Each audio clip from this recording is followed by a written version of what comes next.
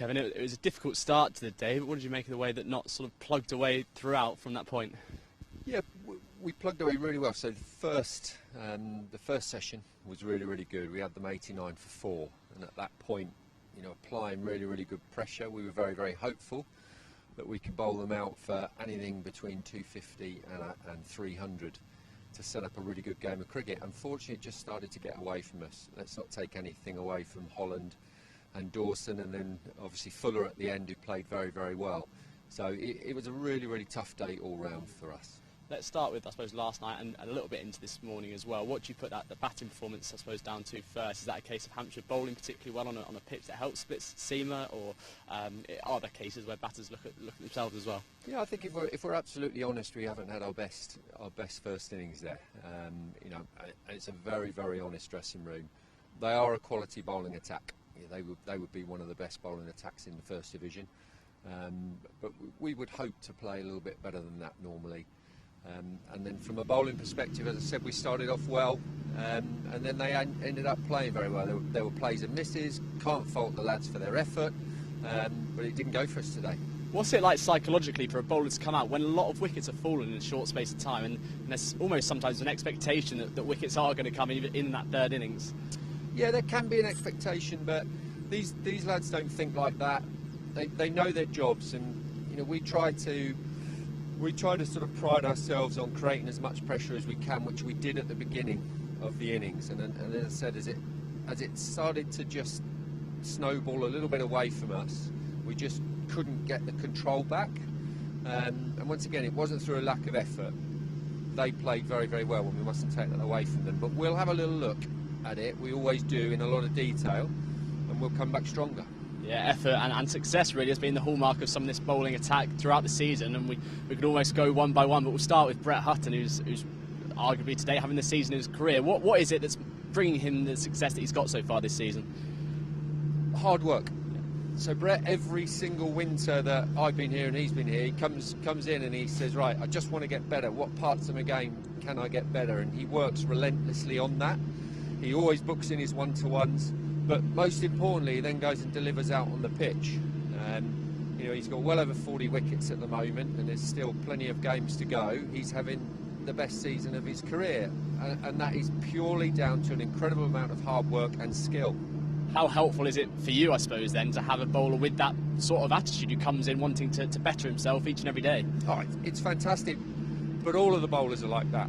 Whether it's the youngest in a James Hayes or the oldest in Luke Fletcher, they all want to do that, and we're very lucky to have a group that want to improve all the time. And that's touched on Toby Pettman as well, making his debut. You've seen him grow a lot over the last couple of years. A, how good was it to see him making his debut, and B, how much has he gone through in the last couple of years? It's always great to see a debut, and Toby's a very popular member of this playing staff. And watching him yesterday, he was a little bit nervous to start with.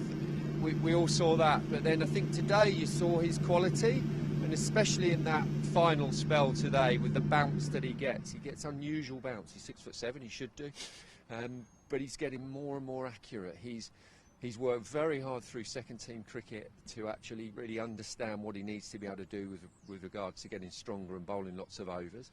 This is now another step up. Remember, Toby has played first-class cricket, whether it was for Oxford, Derby or Kent. I think he went on loan too as well. And to see him come and do it now at his home county was really nice. And I think through this game we saw Toby grow. And we've got really high hopes that Toby will just continue to refine and improve his game. And someone else who's really grown in the bowling front is Lyndon James. I suppose the onus was put on him last week due to the injury of Jake, but he came through that unscathed in terms of injury, and I suppose it's starting to really own that fourth seamer role in this side. Yeah, well, I don't think Lyndon's a fourth seamer. He's good enough to be in a group of three now. We're seeing that, and when you add to that his batting as well, it's really exciting to see where he could go in the future. But he's now turning into an incredibly reliable bowler who gets a lot of bounce, a lot of movement, and we are actually asking a lot of him now. Remember, he's had some injuries in the past. Most bowlers do.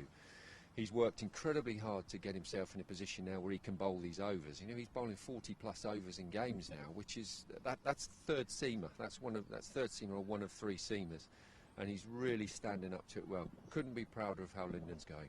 And I suppose it's a good sign that those three players we just mentioned, and we could mention more, have come on a lot in the last year, 2, 3 years. And I suppose it shows the way that players can go when they come into the system here. Yeah, I mean, we always try to give the players every opportunity to work on their game. And I would say everyone, not just the bowlers, it's the batters as well, the spinners, the keepers, they all get that chance to do it, and they do. They take it, you know, through the winters. When we're coming in on those sort of dark, cold mornings and they're in the indoor school, they go at it with so much enthusiasm. And then when we actually move on into the season, you know, that's the sharp end where they've actually got to be able to do it where it counts. And when they don't, when we have the tough games, what you will see is they'll go back into practice and they'll try and put it right. They won't just sort of go away and try and hide somewhere. And that's what we know will happen. If we have a tough game, we'll get back in the nets and we'll get and work on it. And there's still, I suppose, 2 days left ahead of us. Potentially, Rain might have a say in how many of overs are bowled, but how are the batters and the whole team, I suppose, going to break down this chase of 411? They'll just do it one day at a time. We've got tomorrow to get through, and what you've got is an incredibly determined, skillful group of batters up there, and there's no one sat there with their head in their hands. They're actually looking forward to the challenge tomorrow. You can guarantee probably just before 9 o'clock the boys will start to come in. They'll be having their one-to-ones with Pete and with Ant Boter, and we'll just fight like hell tomorrow to actually try and win this game. I mean, the game's on, it's there to win.